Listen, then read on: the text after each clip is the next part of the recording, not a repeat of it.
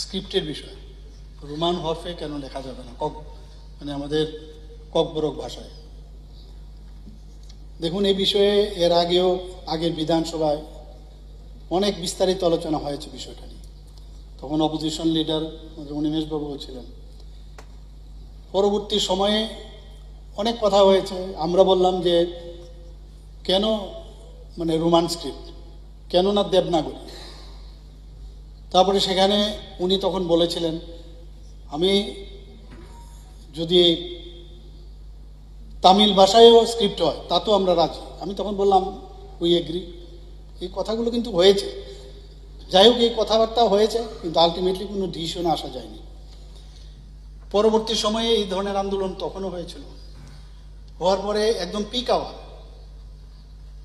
তখন আমার সাথে ওনাদের যে লিডারশিপ, ওনাদের সাথে আমার কথা হওয়ার পরে বলা হলো কি করা যাবে। কারণ এই ডিসিশনটা স্ক্রিপ্টের বিষয়, এটা অনেক আলোচনা পর্যালোচনা দরকার। কারণ অলরেডি আমাদের ত্রিস্তরীয় ট্রাইপার্টির একটা এগ্রিমেন্ট হয়েছে দিল্লিতে, কথাবার্তা চলছে, এটাও কিন্তু এর মধ্যে আছে। তো যতক্ষণ ধরে সেখানে এই বিষয়টা, কারণ 8 শিডিউলেরও বিষয় আপনি বলেছেন সেটা, তো এগুলো যখন আসবে ন্যাচারালি এখানে একটা এই বিষয়ে স্ক্রিপ্ট, এটা রোমান স্ক্রিপ্ট রাখবে কি রাখবে না। তো এখান থেকেও আমি যখন কথা বললাম সেখানে বলা হলো যে ইন্ডিজিনাস কোনো স্ক্রিপ্ট যদি হয় তাতে কোনো আপত্তি নেই। যদি ইন্ডিজিনাস স্ক্রিপ্ট হয়, ওয়াই রোমান স্ক্রিপ্ট, ইন্ডিজিনাস স্ক্রিপ্ট হোক। এখানে চাকমা যারা আছে, ভাষাভাষী যারা আছেন, ওনারা কিন্তু নিজস্ব স্ক্রিপ্ট বানিয়েছেন।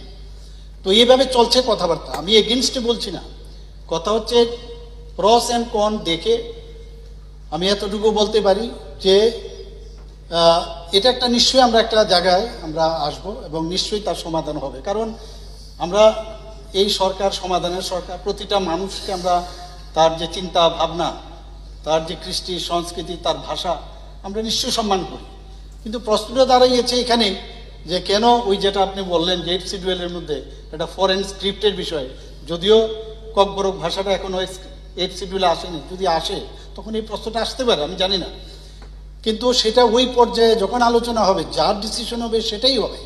কিন্তু এই যে কথাগুলো আমি বললাম, জায়দার দেবনাগরী, ইন্ডিজিনাস ইত্যাদি এই ধরনের কথা হয়েছে, পরবর্তী সময়গুলো হবে। আমরাও চাই যে আলটিমেটলি এটা একটা পর্যায়ে আসে, যেটা ডিসিশন হবে সেই ডিসিশন আমরা মানব, কোনো অসুবিধা নেই, আমাদের তরফ থেকে কোনো অসুবিধা নেই।